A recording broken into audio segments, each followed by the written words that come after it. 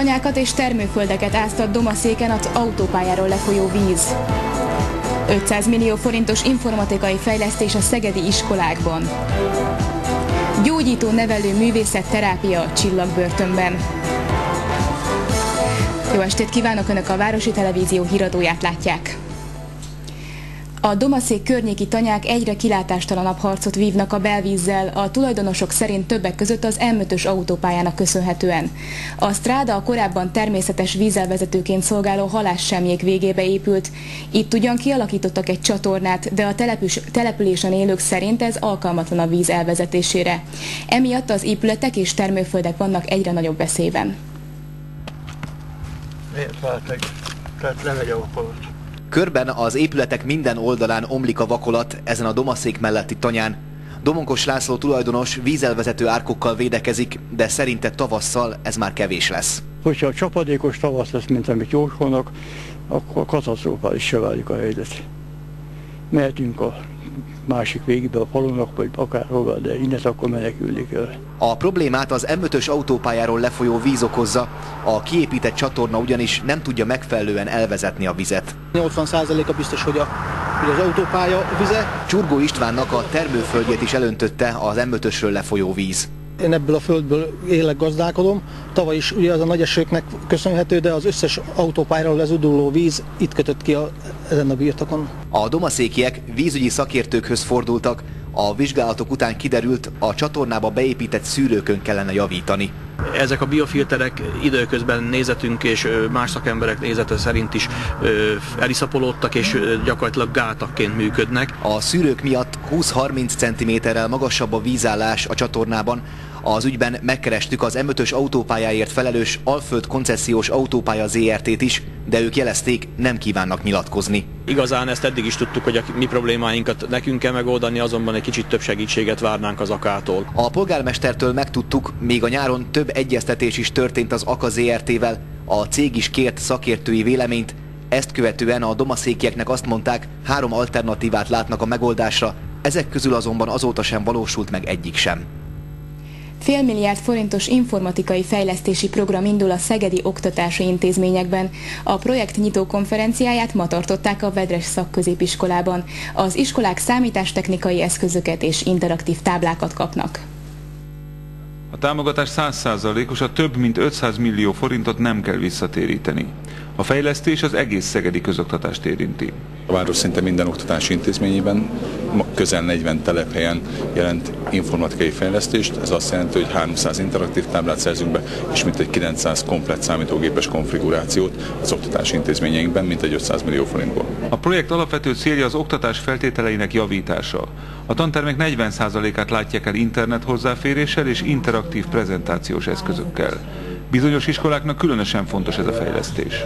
Különösen sokat jelent az IKT, nem csak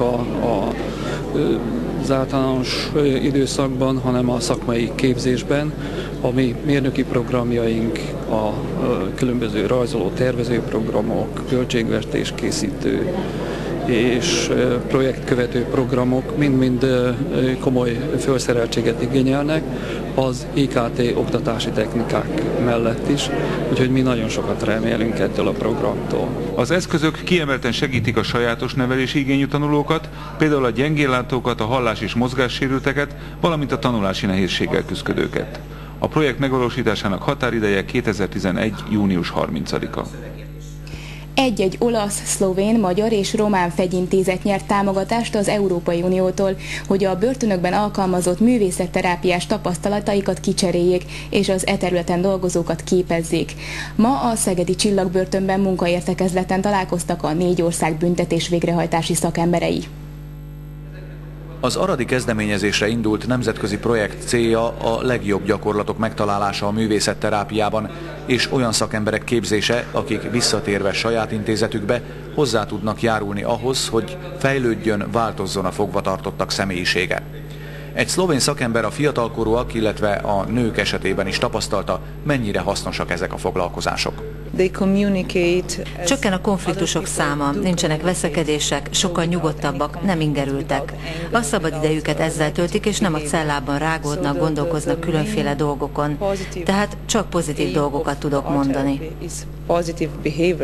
Szegeden elsősorban a 180 életfogytiglanra ítélt, illetve a személyiségzavaros fogvatartottak esetében segíthet a szürke hétköznapok megtörésében az intézményben működő 24 szakkör.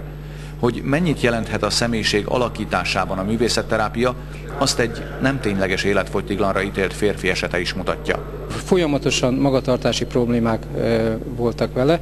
Mikor megkérdezték, hogy szabadulás után mit fog csinálni, azt mondta, hogy fog egy golyószórót, és elkezd az oktogonnál lövöldözni. Ez a fogvatartott ma az intézményünknek az egyik legkiválóbb festője, és az életét szabadulás után a festészettel képzeli el. Hogy ez nem lesz számára lehetetlen vállalkozás, azt igazolja, hogy a Szegedi Fegyház és Börtön dísztermének nagyméretű képeit ez a fogvatartott festette. A művészetterápia ugyanitt látható bizonyítékai a terem színes üvegablakai, amelyek ugyancsak a börtönlakók kezemunkáját dicsérik. A szegedi egyetemisták nagy része 41 és 60 ezer forint közötti összeget költ egy hónapban. Ez derült ki abból a kutatásból, amelyben csaknem 500 hallgató vett részt. Az eredményeket ma ismertették a Tanulmány és Információs Központban. A Metropolt, a Blikket és a Nemzeti Sportot olvassák, rádiót keveset hallgatnak, 28%-uk kipróbált már valamilyen drogot, de 2/3 rendszeresen sportol is. Mindezek abból a vizsgálatból derültek ki, amelyben szegedi egyetemisták szokásait vizsgálták. A csaknem 500 fős minta azt mutatta, hogy a hallgatók többsége nagyon elégedett az egyetemmel. Az köztudott, hogy hétvégére a legtöbb diák hazautazik. Ám az is fontos eredmény, hogy hétközben viszont itt maradnak. Ez az ország többi egyetemi városában nincs így. Ez azt mutatja, hogy a Szegedi Egyetem sokkal inkább megtartó, nagyobb a megtartó képessége, mert vannak olyan felsőoktatási intézmények, ahol kedden érkeznek a diákok és csütörtökön mennek el. Tehát, hogy a hétből mindössze 3 napot töltenek egy adott intézményben. Tehát ez egy pozitív visszajelzés, még akkor is, hogyha mi szegedi városlakóként azt tapasztaljuk, hogy egy nyári vizsgaidőszak után kiürül a város. A kutatók szerint ez azt mutatja, hogy a városnak és az egyetemnek együtt kell működnie. Az alma mater, illetve a körülölelő város az egymástól elválaszthatatlan kapcsolatot jelent a diákok számára is, ami azt jelenti, hogy mind a város döntéshozói, mind pedig a városlakók számára ez egy fontos visszajelzés. A diákok nagy hányada 41-60 ezer forintból gazdálkodik egy hónapban, és ennek jó részét a városban költi el. Ám a fiatalok nem csak fogyasztóként jelentősek, ugyanúgy büszkék városukra, mint egyetemükre. Uniós forrásból indított továbbképzést munkatársainak az egyik szegedi cég. A dolgozók kommunikációs készségét és együttműködési képességét fejlesztik a speciális tanórákon. A 35,5 millió forintos támogatásnak köszönhetően a munkavállalók 4 hónapon át heti 1 napot tölthetnek tanulással. A szegedi cég 400 munkatársából 55 fő vehet részt a képzésen. Uniós forrásból 35,5 millió forint támogatást nyertek a projektre. Ennek köszönhetően a szegedi cég munkatársai heti egyszer nem dolgoznak, hanem iskolapadban ülnek.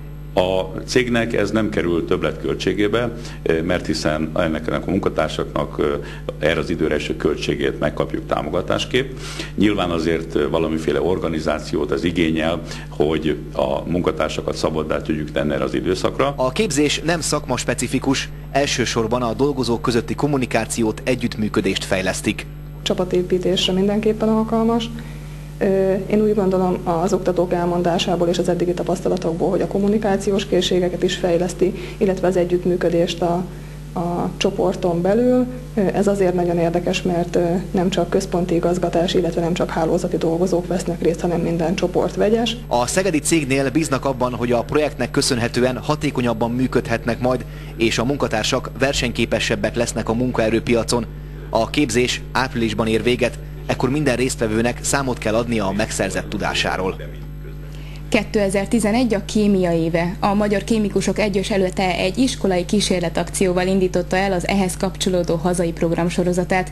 A kezdeményezéshez több szegedi intézmény is csatlakozott. Az iskolákban azonos napon és azonos idősávban hajtottak végre kísérleteket. A Kémikusok Egyesületének javaslatára a tanórákon a víznek, mint az emberiség legfontosabb kincsének tulajdonságait igyekeztek feltárni. Tovább, mit érzel?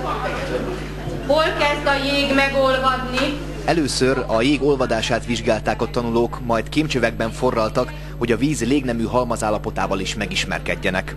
Szerintem kedvelni fogom, mert engem egy kicsit mindig érdekelt a kémia.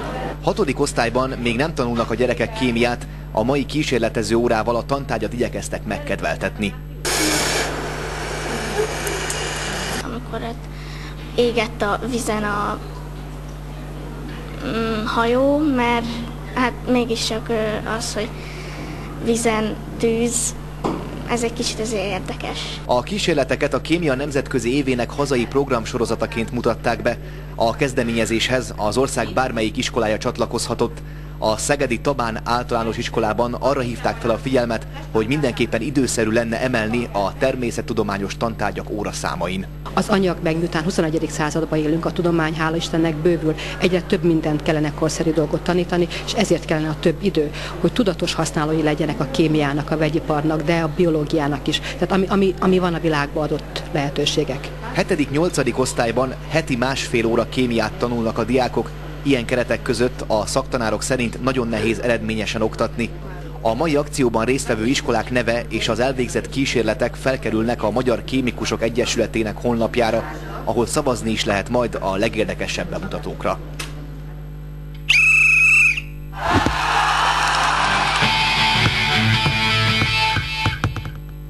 A spanyolok elleni vereség miatt nem szerezheti meg a magyar válogatott a célul kitűzött 5. helyet. Pénteken a 7. pozícióért küzdenek majd a lengyelek ellen. Ma, ahogyan Zubai Szabolcs fogalmazott, kézilabdamentes napjuk van, bár gondolatban már mindenki a pénteki mérkőzésre készül. A világbajnokság előtt egy tét nélküli barátságos meccsen döntetlent játszott Mocsai csapata a lengyelek ellen. Most a tét a VB 7. helye mellett az olimpiai kvalifikáció is. Nagyon figyelni kell az például azt, hogy a helyzetkihasználásunk jobb legyen, mint amilyen a spanyolok ellen volt. Mert a spanyolok ellen, hogyha jobb lett volna a helyzetkihasználásunk a másodfél évben, akkor szerintem meg lehetett volna azt a mérkőzést, lehetett volna győzni, vagy pontot lopni tőlük. Úgyhogy szerintem arra mindenféleképpen figyelni kell. Az, hogy a csapat mennyire tud küzdeni, meg mennyire fog küzdeni, szerintem azzal eddig sem volt hiány, és az másra lesz hiány. Kicsit jobban kell még koncentrálni erre az egy mérkőzésre, és akkor minden rendben lesz. Még csak most jön a neheze. A szegedi Teke csapat miután legyőzte a Belgrádot és tovább jutott a negyeddöntőbe, kiderült, hogy a Szuperliga bajnokával, a Zalaegerszeggel kell megküzdeniük az újabb továbbjutásért. Karsai László szerint annak ellenére, hogy a ZTE csapatában játszik a 2 héttel ezelőtti világranglista verseny ezüstérmese, a szegedieknek nagy esélyük van a győzelemre. Miután a szegedi Teke csapat összesítettben 11-5-re legyőzte a Belgrádot, eldőlt, hogy a Bajnokok Ligájában szereplő 2 magyar csapatnak egymással kell megküzdenie a negyeddöntőben. A Szeged hatalmas presztízs csatákat vív a Zalaegerszeggel, elég ha csak a tavalyi bajnoki finálét említjük, melyben a 8-szoros magyar bajnok elveszítette régóta tartó veretlenségét. A 2 héttel ezelőtti szegedi szervezésű világranglista verseny ezüstérmese a Zete játékosa, Bonta Claudiu lett, ám csapattársai kevésbé szerepeltek jól, míg 6 szegedi játékos is a 16 között végzett. Ráadásul egy hete Karsaiék Szombathelyen csapatpálya és egyéni csúcsokat gurítottak. Szerintem egy pici erőt is merítettünk most, és én úgy gondolom, hogy éppen ezért elutazunk pénteken, ott fogunk aludni, hogy ne legyen bennünk az utazás, és én úgy gondolom, hogy sikerülni fog egy 4-4 vagy akár egy győzelem is. Szerintem benne van. Most én úgy érzem, hogy mi jobban fel vagyunk készülve, mint az Zalaegerszeg. Jobb formában. A negyeddöntő első mérkőzését Zalaegerszegen játsszák, a visszavágóra 2 hét múlva kerül sor az Újszegedi Teke és Bowling Centrumban. Híradónk végén lássuk legfontosabb híreinket még egyszer röviden. Domaszéki házak és termőföldek vannak egyre nagyobb veszélyben az autópályáról lefolyó víz miatt. A kiépített csatorna ugyanis nem tudja megfelelően elvezetni a vizet. Fél milliárd forintos informatikai fejlesztési program indul a szegedi oktatási intézményekben. Az iskolák számítástechnikai eszközöket és interaktív táblákat kapnak. Olasz, szlovén, magyar és román fegyintézetek vesznek részt egy művészetterápiás programban. Ma a Csillagbörtönben értékelték a szakemberek az eddigi tapasztalataikat. Ezek voltak a szegedi hírek január 26-án, híradóval legközelebb holnap este jelentkezünk. Ha velünk maradnak, megtudhatják, milyen idő várható csütörtökre. Nézőink figyelmébe ajánlom még honlapunkat, híreink ugyanis a vtvszeged.hu oldalról letölthetők. Híradónk után 7:30-tól a Szemköztőt, 3:48-tól az Artistát láthatják. A Hálózat televízió programjából figyelmükbe ajánljuk 8:30-től a Hírhálót és a 9 órakor kezdődő Harci kutyák című amerikai-olasz filmet. Én munkatársaim nevében is köszönöm figyelmüket, holnap este is várom Önöket. Viszontlátásra!